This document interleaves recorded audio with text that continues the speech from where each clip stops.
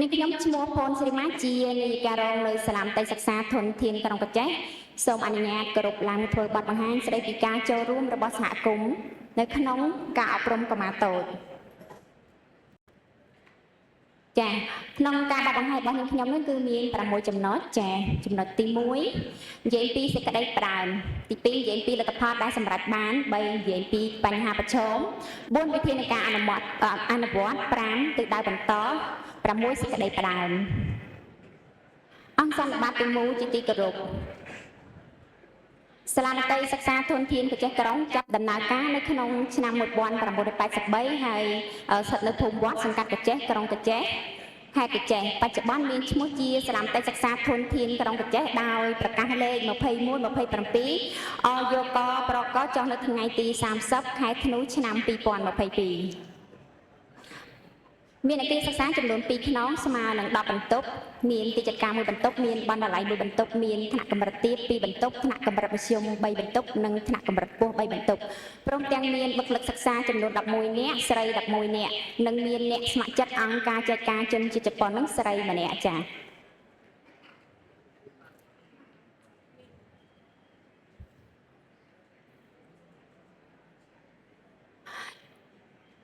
សាលាមត្តេយ្យសិក្សាធនធានកញ្ចេះក្រុងបានចូលរួមអនុវត្តគោលនយោបាយយុទ្ធសាស្ត្រកំណែតម្រង់ក្នុងវិស័យអប់រំកន្លងមកគឺទទួលបានជ័យលាភីជាសាលាស្តង់ដារគំរូសម្រាប់ឆ្នាំសិក្សា2022-2023សូមជម្រាបឯកឧត្តមលោកជំទាវលោកលោកស្រីនិងភ្ញៀវកិត្តិយសទាំងអស់ផងដែរថាឆ្នាំសិក្សា2023-24សាលាក៏ទទួលបានជ័យលាភីក្នុងអង្គភាពផ្ដល់សេវាសាធារណៈគំរូក្នុងចំណោម10សាលាទូទាំងប្រទេសផងដែរចា៎ឈ្មោះជាសាលាមត្តេយ្យសិក្សាជាកុមារតូចប៉ុន្តែបេះដូងធំអាចធ្វើការងារដូចកុមារធំផងដែរចា៎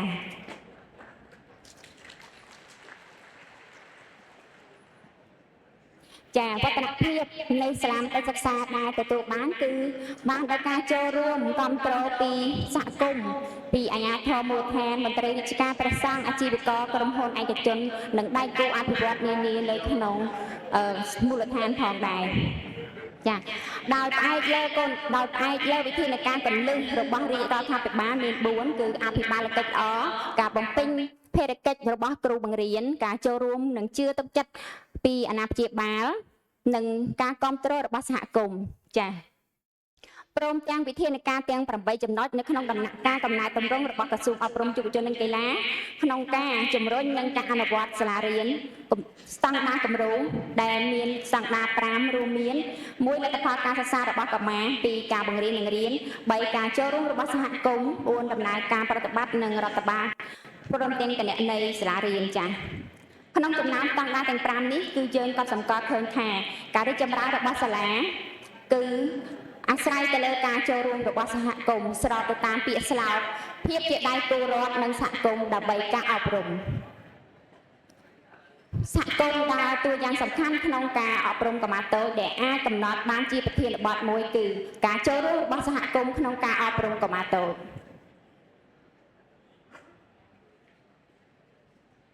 អត់ទៅ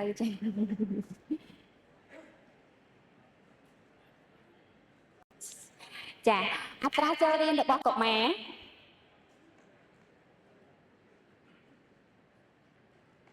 នេះគឺជាការប្រមូលកុមារចូលរៀនរយៈពេល3ឆ្នាំចុងក្រោយឆ្នាំ2022-23យើងប្រមូលកុមារចូលរៀនបានចំនួន243នាក់ស្រី108នាក់ឆ្នាំសិក្សា2023-24យើងប្រមូលកុមារបាន266នាក់ស្រី133នាក់និងឆ្នាំសិក្សា2024-25យើងប្រមូលកុមារបាន269នាក់ស្រី138នាក់ចា៎អញ្ចឹងឃើញថាការប្រមូលកុមារនៅខេត្តរបស់ខ្ញុំគឺមានការកើនឡើងជាលំដាប់ចា៎សូម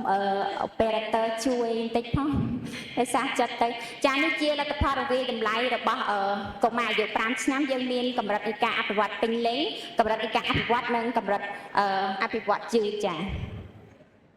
ចាសូមជម្រាបអាដាមលោកជំទាវលោកស្រីផងដែរថាសាលារបស់នាងខ្ញុំបានបង្កើតគណៈកម្មការគ្រប់គ្រងសាលារៀនដោយមានការជឿទុកចិត្តនិងមានការគ្រប់គ្រងពីមេដាបេដានិងអ្នកអាណាព្យាបាល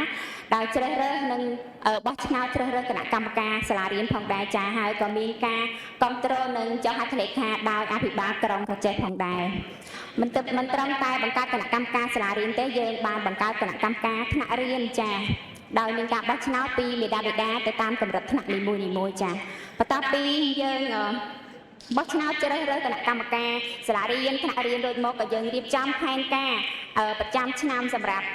រៀបចំកែលម្អបរិស្ថានសាលារៀនជួសជុលអគារសិក្សារៀបចំបណ្ណាល័យនិងផលិតសម្ភារៈព្រមទាំងល្បែងនិងរៀបចំសណ្ដាប់ធ្នាប់និងសន្តិសុខនៅសាលាផងដែរចាចានេះជាសកម្មភាពដែលមេដាបេដានិងសហគមន៍ចូលរួមរៀបចំសម្រាប់រៀបចំកែលម្អបរិស្ថានដូចជារៀបចំសួនជីវៈចម្រុះចាហើយមាននៅសាលាក៏យើងរៀបចំអប់រំមេដាបេដាទៅតាមកម្រិតថ្នាក់នីមួយៗនិងតាមកម្រិតសាលារៀនផងដែរចាដែលផ្សារភ្ជាប់ទៅនឹងមតិសិក្សាចាជួយជួសជុលអគារសិក្សាចំនួន2ខ្នងដោយក្រុមមេដាបេដាដែលយើងហៅថាកូកូថនោះចាហើយកន្លែងនេះក៏នេះខ្ញុំសូមគោរពអរគុណដល់ថ្នាក់ដឹកនាំសសយុទ្ធកដែលលោកបានបដិបដាលធនធានមនុស្សបានល្អសម្រាប់ជួយសង្គមជាតិចាក្រុមនេះគឺបងប្អូនសសយុទ្ធកលោកបានចុះទៅជួយរៀបចំកែលម្អបរិស្ថានហើយនឹងគូសគំនូសនៅក្នុងបណ្ណាល័យផងដែរចាចានេះជាសកម្មភាពមេដាបេដានិងសហគមន៍ជួយរៀបចំ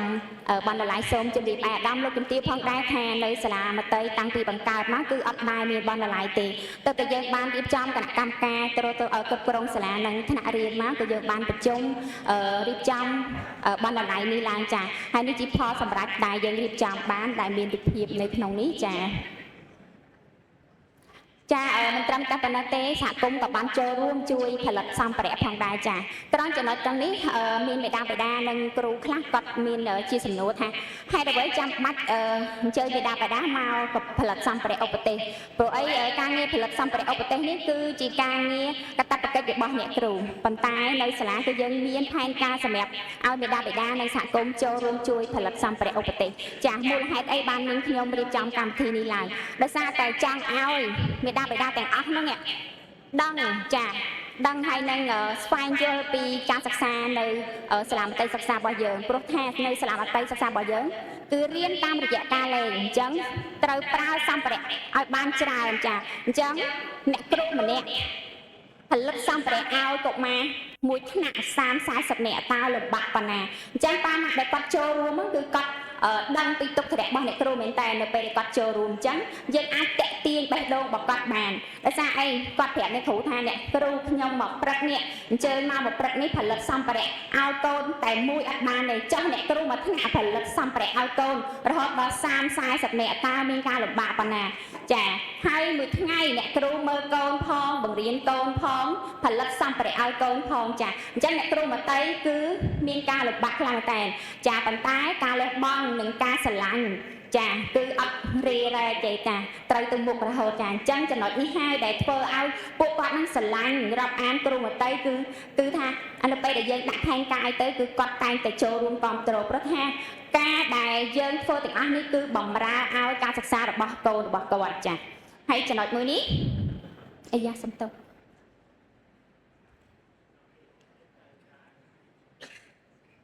ស៊ីមក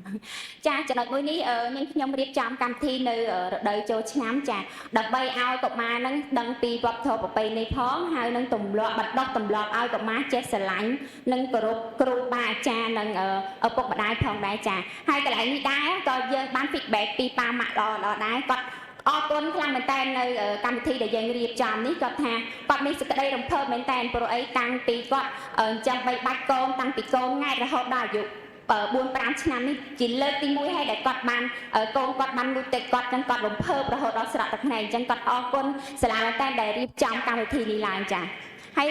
កម្មវិធីមួយនេះដែរនឹងខ្ញុំរៀបចំនៅរដូវបុណ្យភ្ជុំចាអញ្ចឹងសាលារបស់នាងខ្ញុំនេះគឺនៅក្នុងក្រុងចាអញ្ចឹងរដូវបុណ្យភ្ជុំតែងតែទិញនំទិញអីពីផ្សារអញ្ចឹងអត់មានកម្មវិធីជួបជុំអីទេចាអញ្ចឹងក៏បានប្រជុំជាមួយនឹងគណៈកម្មការសាលានិងថ្នាក់រៀនរៀបចំកម្មវិធីនេះឡើងហើយការរៀបចំកម្មវិធីនេះឡើង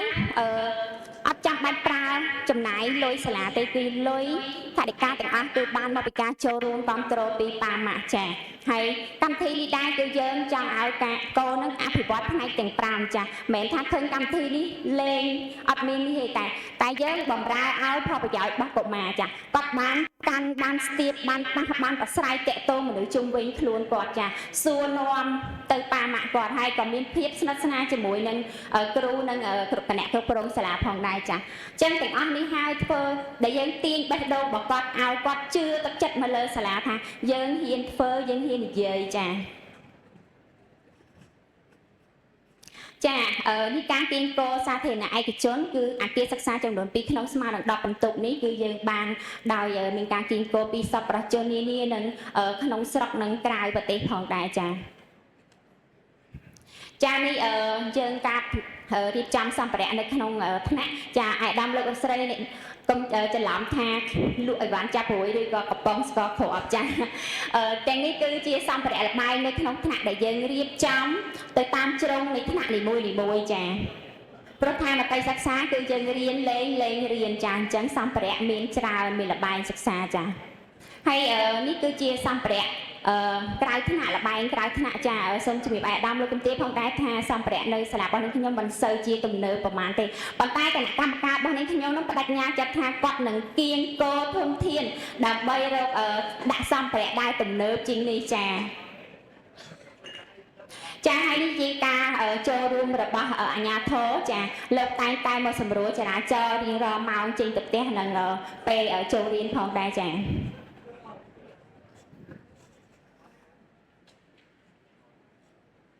នៅសាលាក៏បានរៀបចំប្រព័ន្ធទឹកនិងកន្លែងលាងដៃព្រមទាំងបង្គន់អនាម័យស្អាតចាសូមជម្រាបអាយដាមលោកជំទាវផងដែរថាកាលពីសេវាគំរូគាត់ចុះទៅ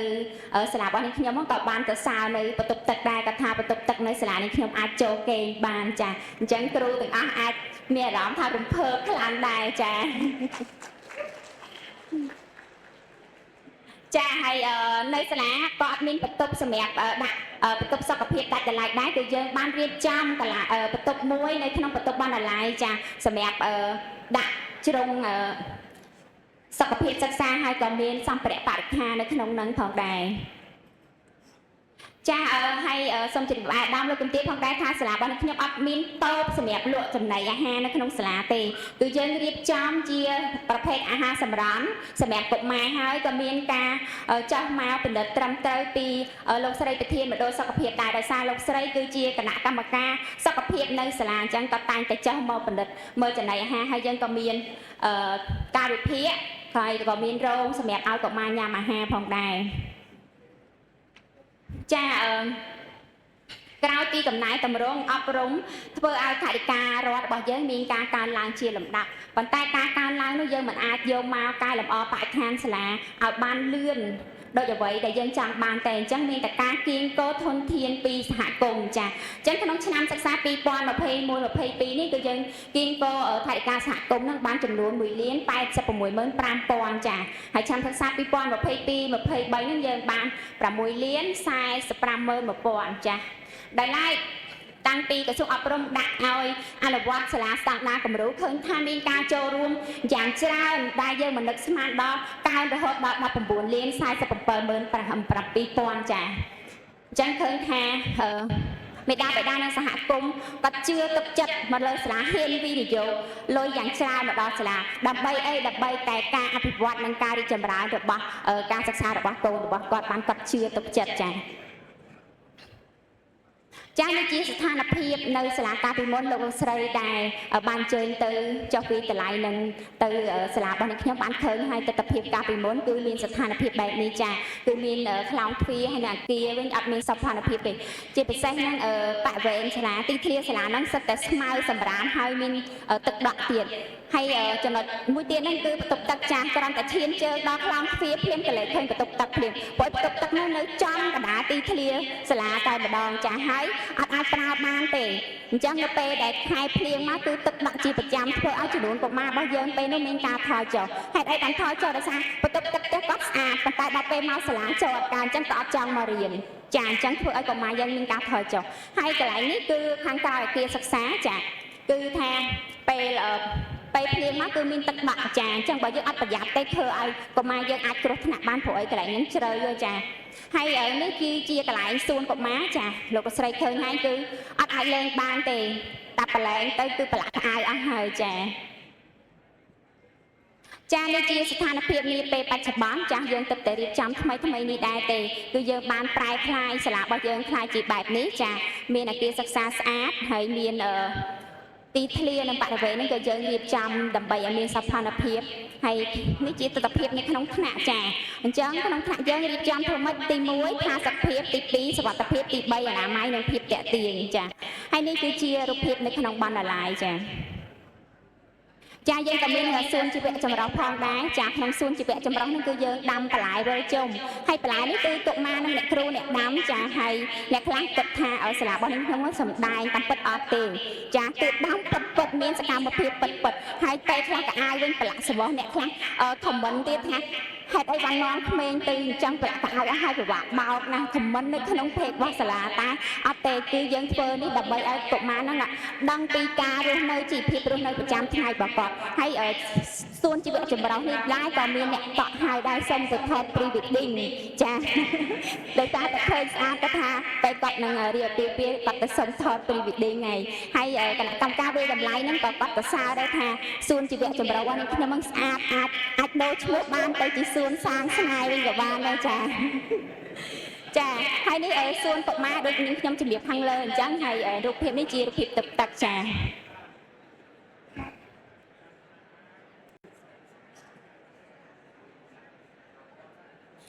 យើងក៏មានកន្លែងរោងអាហារហើយនិងកន្លែងរោងចាំផងដែរយើងមានចំណតម៉ូតូគ្រូនិងចំណតម៉ូតូកុមារ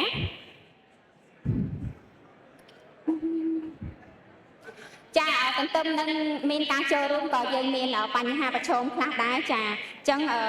ការទទួលកុមាររបស់យើងនៅមានកម្រិតនៅឡើយដោយសារតែកង្វះអគារសិក្សាបុគ្គលិកអប់រំជាពិសេសនឹងការអនុវត្តវិធីសាស្ត្របង្រៀនយើងនៅមានបញ្ហានៅឡើយចាហើយដើម្បីដោះស្រាយបញ្ហាប្រឈមទាំងអស់នេះគឺយើងបានដាក់នៅវិធានការចេញដោយចុះប្រមូលកុមារចូលរៀនចានៅគ្រប់ភូមិចំណោះហើយបន្តការគៀងគរនិងអនុវត្តវិធីសាស្ត្របង្រៀនជាពិសេសនៅតែបន្តកម្មវិធីសិក្សាអប់រំមេដាបេដានៅក្នុងសាលាផងដែរចាទឹកដៃបន្តអញ្ចឹងបន្តពង្រឹងគុណភាពអប់រំបង្រៀននិងវិន័យសីលធម៌អរិយាប័ត្រគ្រូកុមារបន្តកិច្ចទំនាក់ទំនងល្អជាមួយមេដាបេដានិងសហគមន៍ដែលពាក់ព័ន្ធបន្តទម្លាប់ឲ្យកុមារចេះស្រឡាញ់សុខភាពបរិស្ថាននិងកែលម្អសាលាទាំងក្នុងនិងក្រៅបន្ថែមទៀតហើយជាពិសេសទៅទៀតនោះចាគឺសាលាមានទស្សនវិស័យមួយគឺគៀងគរសហគមន៍ដើម្បីបំពាក់ទូរទស្សន៍វែងឆ្លាតដើម្បីឲ្យសាលានឹងក្លាយជាសាលា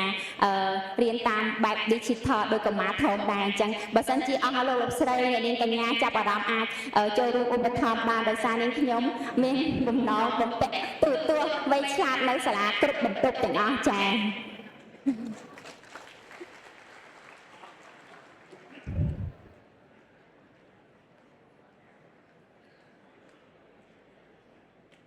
សេចក្តីសន្និដ្ឋានអញ្ចឹងសហគមន៍ជាក្រុមឆ្អឹងនៃការអភិវឌ្ឍសាលារៀនឲ្យមានប្រសិទ្ធភាពចាអញ្ចឹងសហគមន៍ដើរតួយ៉ាងសំខាន់ក្នុងការគ្រប់គ្រងអភិវឌ្ឍសាលារៀនទាំងផ្នែករដ្ឋបាលនិងគ្រប់គ្រងនិងបរិស្ថានក្នុងលើកកម្ពស់វិស័យសាលារៀនដើម្បីជំរុញលទ្ធផលការសិក្សារបស់កុមារឲ្យមានប្រសិទ្ធភាពអញ្ចឹងសាលារៀនជារបស់សហគមន៍ដើម្បីសាលារៀនល្អសហគមន៍ល្អកុមារល្អប្រជាពលរដ្ឋល្អ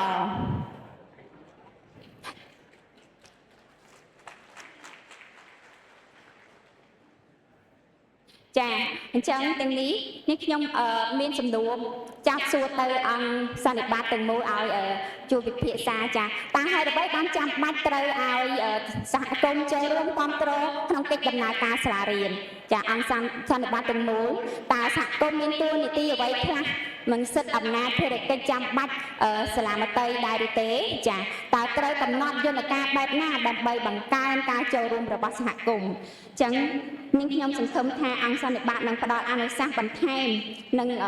ផ្ដល់ជាធាតុចូលសំខាន់ដល់អង្គភាពនិងសាលាទូទាំងប្រទេសបានយកទៅអនុវត្តបន្តនៅឆ្នាំសិក្សាបន្តទៀតចា៎អញ្ចឹងចាប់បទបង្ហាញរបស់នាងខ្ញុំក៏សូមដល់ទីបញ្ចប់ក៏សូមគោរពអរគុណដល់អាដាមលោកកន្ទាវលោកស្រីទាំងអស់ជួបតែពុទ្ធពរទាំង4ប្រការគឺអាយុវណ្ណៈសុខៈពលៈកំបីឃ្លៀកឃ្លាតឡើយចា៎សូមអរគុណ